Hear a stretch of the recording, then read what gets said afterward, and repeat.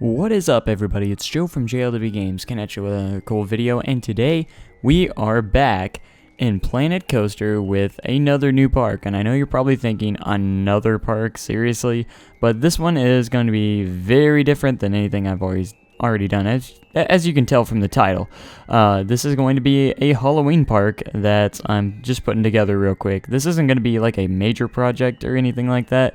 It's just a for fun park for October, and I thought it'd be really fun. Now I want to have this done and finished before Halloween arrives. That way I can release the cinematic videos like during Halloween or something like that. That would be kind of cool. And I think that would be a good idea, and would work really well because, you know, Halloween, you know, we gotta have something.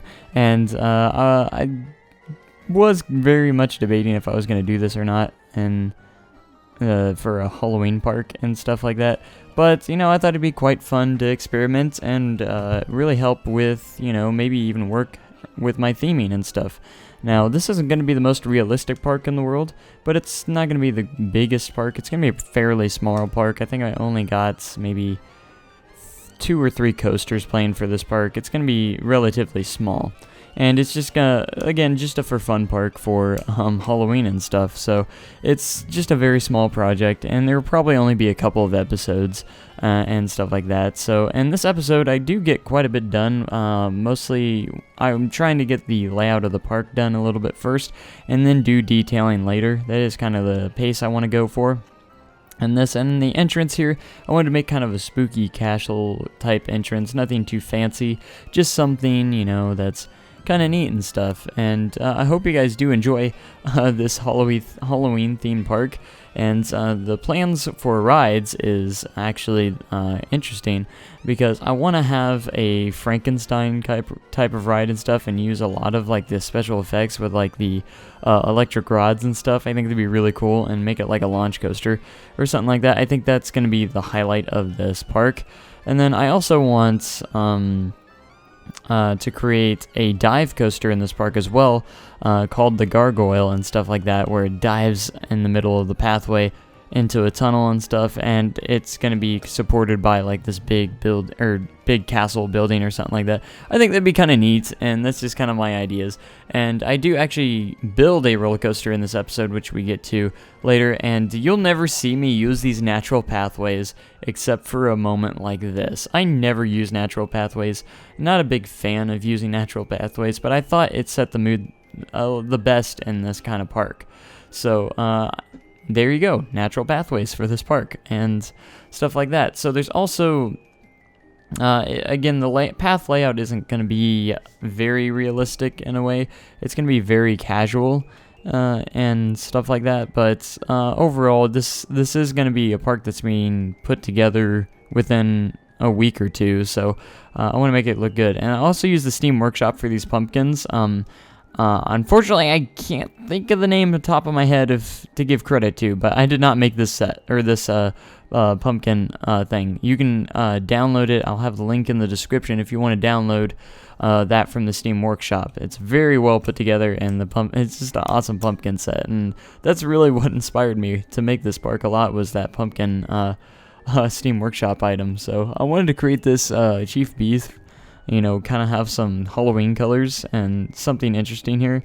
So I had like orange, black, and like purple and stuff, and green, of course, because I just want to make it like completely pop out, everything pop out and stuff, like in this park with colors and stuff, like Halloween colors everywhere. You see like green, orange, black, obviously orange and black mostly, because that is the main Halloween colors. And, you know, you gotta have some green in there for like slime and stuff like that, of course, to make your park, you know, a Halloween park. And there's not a whole lot of detailing that goes into this building. It's just kind of a little stall building in a way. And in the middle here, I wanted to put like the witch's house and stuff like that on the tree and everything. I thought it'd be kind of fun, and have a lot of dead trees around, and just theme it around in the middle here, and just have, you know, different areas off in different spots and stuff like that. And I do work on the area to the left a lot with placing some flat rides and also making a roller coaster. These roller coasters aren't going to be huge. They're just going to be, you know, there. And this is going to be meant to be kind of like a small, you know, small park with, you know, Halloween theme that's, you know, just kind of like, you know, locally owned and stuff like that. You know, have creepy trees and stuff, you know, where it's only like a park that would only be open, you know, for a few months maybe, just for fun. But I don't know. It was just an idea that popped in my head, and I was like, you know, Halloween's rolling around, and what can I do, you know, to do something interesting? And that is definitely a Halloween park and stuff like that. So as for an update for some of the cinematic videos, I do have a lot of POVs finished recording for Midway Park. I'm not sure how long that's going to take. Hopefully not too long. I don't want to make any guarantees of when stuff comes out because I know sometimes it doesn't happen. So again, it just happens sometimes, you know. So Midway Park hopefully will have a cinematic video coming very, very soon. And again, I don't know exactly when that's going to be. I've got a lot of the POVs finished. I have a couple more to do, but overall that is done. POVs are almost done there. And if you know how to record these properly without getting lag, you know it's going to take a long time to get those POVs because it takes up to like 2 to 3 hours per POV to actually record, and then on top of that to render the recordings with the effects that I'm adding in. It makes it really insane. So my apologies for getting those taking so long. You know, I just have a lot of work to do and all that stuff. I don't know if this was a glitch right here, but I couldn't get the path to come out. But anyways, it worked right there after I slanted it a little bit.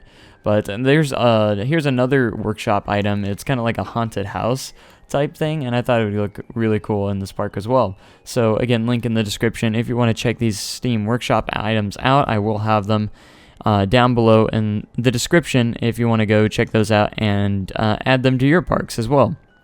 Because they're nice little, you know, blueprints are very nice little items to add really quick to your parks that, you know, that are already pre-built and stuff like that. So we get into the first roller coaster here fairly quickly, and I wanted to make it kind of like a green texture and everything.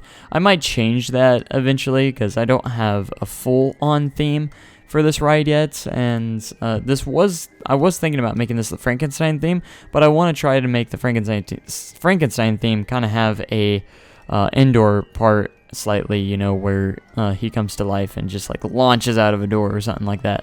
So that's going to be a launch coaster. So I was like, well, if I keep this green, maybe I can make it like some slime theme or something like that. So this is a B&M floorless coaster, and it is a very small B&M floorless. As you can see, it's not very tall, and that's what I was going for. This is gonna have smaller rides in this park. So we gotta keep that in mind. So you're not gonna have very big rides or big coasters, and the layout is very simple. You know, you have a little pre-drop and the main drop, and then, you know, a couple elements here and there, and then the ride's over pretty much.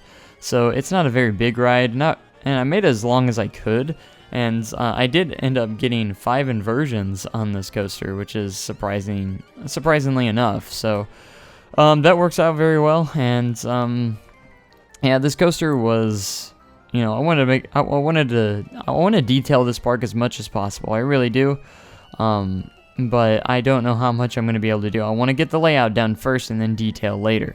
So we're getting all of like the coasters and stuff. Then we're going to add more buildings and shops later down the road.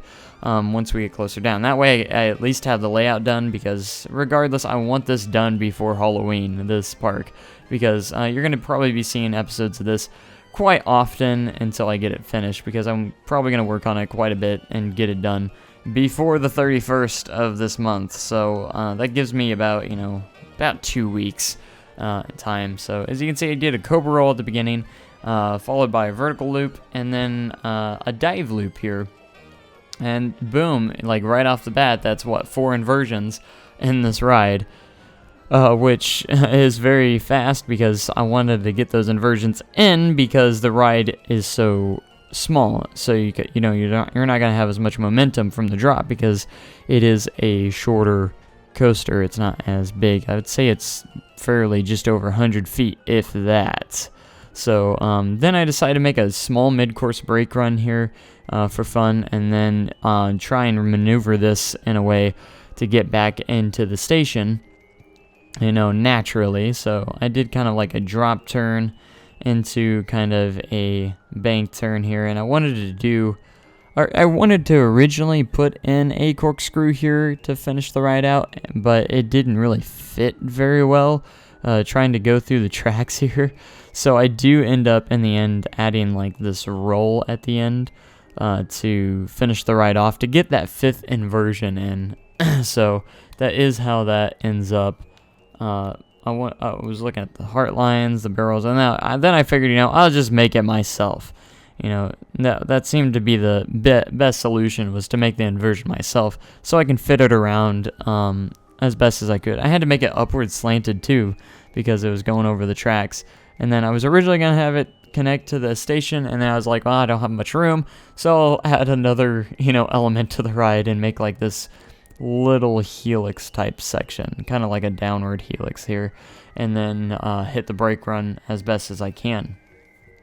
And that is pretty much it for the layout of this ride. I had a heyday trying to connect this to the brake section, the brake run, because it didn't want to pop up and work, and finally got it there. And then, of course, you know, you have to do all your smoothing. The smooth tool is very nice. They've done a lot in Planet Coaster to make the smoothing a lot better, I think, since it originally released, or when it did come out. So, and I'm sitting here thinking, you know, we are literally like a month away from the release of the full game. I can't believe that. I'm very excited. And to think that we're still in alpha too, it's absolutely insane. I can't wait to see what they have in store for us. There's a lot left I'd like to see in the game. I can't wait until wooden coasters come out.